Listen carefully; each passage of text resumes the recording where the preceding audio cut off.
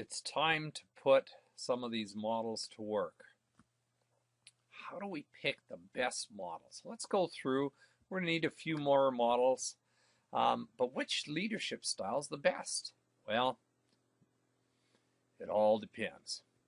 And it depends on the situation, such as the characteristics of the leader or the characteristics of the follower. So, well, actually both.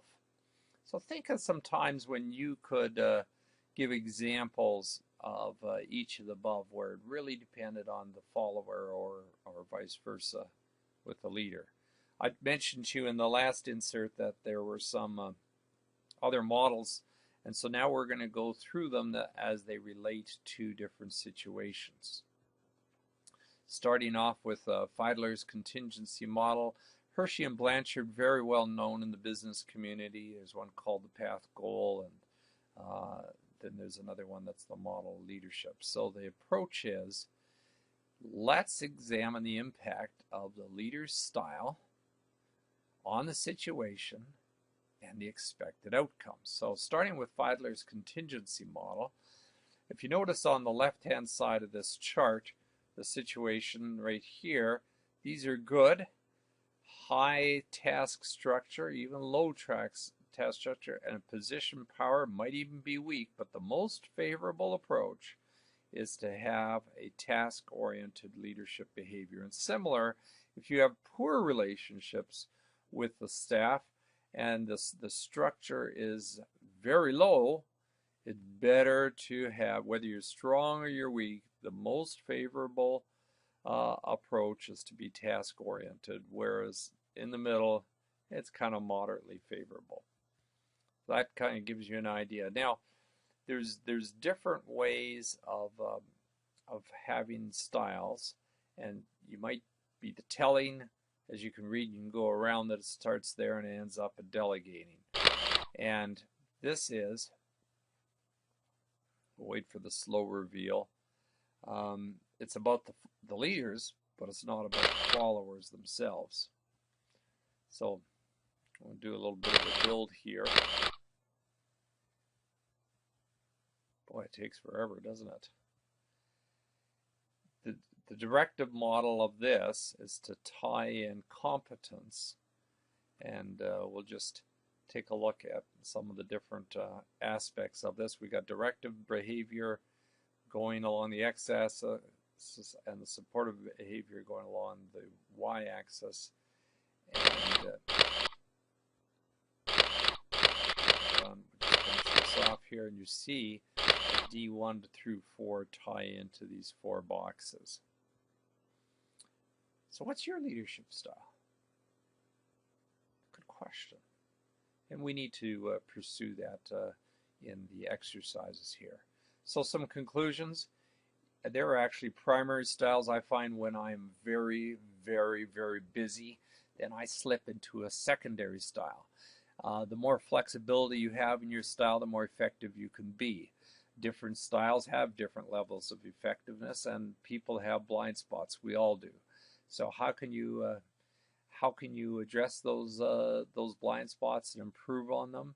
And what's the implication of your style? You know, if you're a normal, hard-charging person, chances of people confiding in you get to be very low, because you're not the sort that's easily approachable. So what are you going to do about this? Well, you could just ignore these entire lectures and just hope for the best. Maybe you could change your style. Or maybe think about how to change some of the tasks, how to develop followers, how to find leaders that you want to emulate, or just, you know, leave the situation and say, hey, I'm going to go find a different career or a different job. So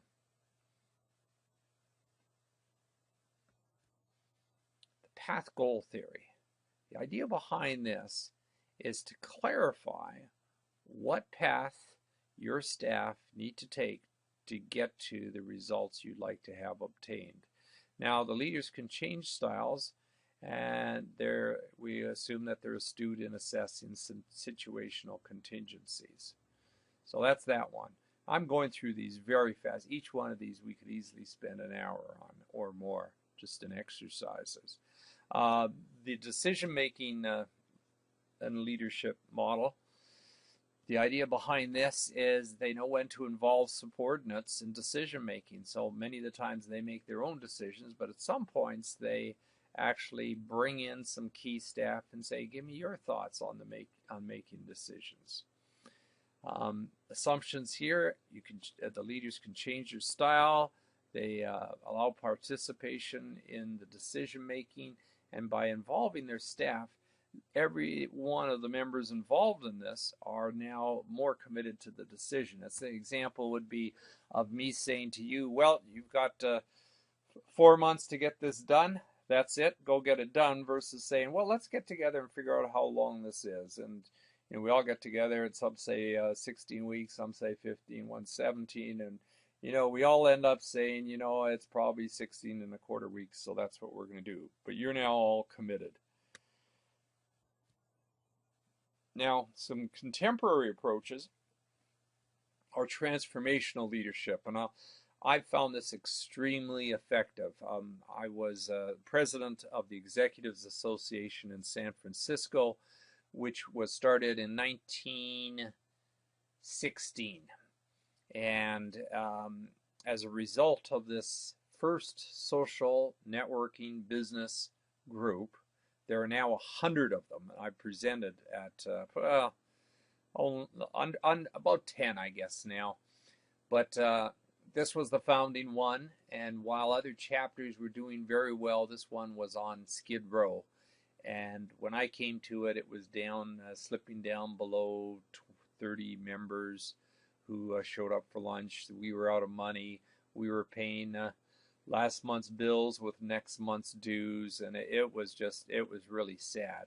And so the approach I took was the transformational leadership style, which was to say, okay, all of you are business owners, but by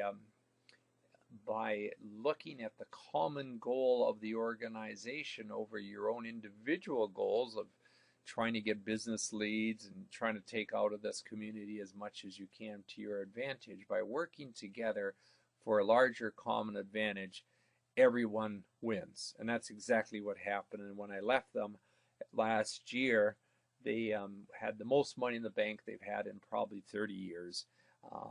We doubled. I think we're approaching 60 members, and just an amazing success. And I received 3 standing ovations from them last year. I hope in your career you have the chance to have one. And I've been very fortunate in mine.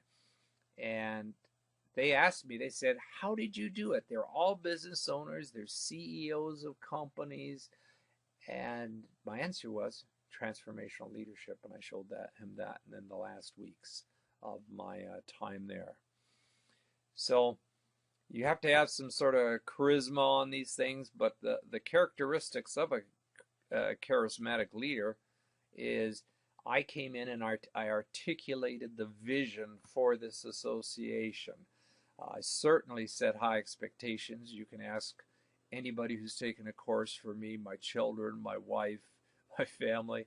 And you need to, as a charismatic leader, is you got to be able to walk the talk. You have to work and do everything that you would ask someone else to do. And I treat that right to taking out the garbage. I want to make sure everybody's doing it. People say I energize others. I have no idea how I do this. All I know is I'm energized, and maybe that's just gets passed along. So you can read through these as well as I can, and you can see the difference in a charismatic leader. And you've seen them. You've been involved, and you know people who have this. So in summary, can anyone be a leader? I believe so. It's a key part of change, a key part, and we haven't talked about Kotter's change process or any of those, but that I've spent an entire lectures on those as well. It's a key part of effective team performance, and it's an important ingredient for successful organizations. And situation should determine the style. The one I like using is the 4 quadrants. Either a person knows what to do, or they don't know what to do. They're motivated, or they're not motivated.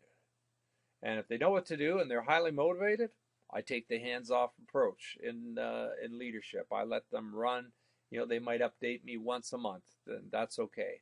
There's others that have low skills. Maybe they're brand new in their job.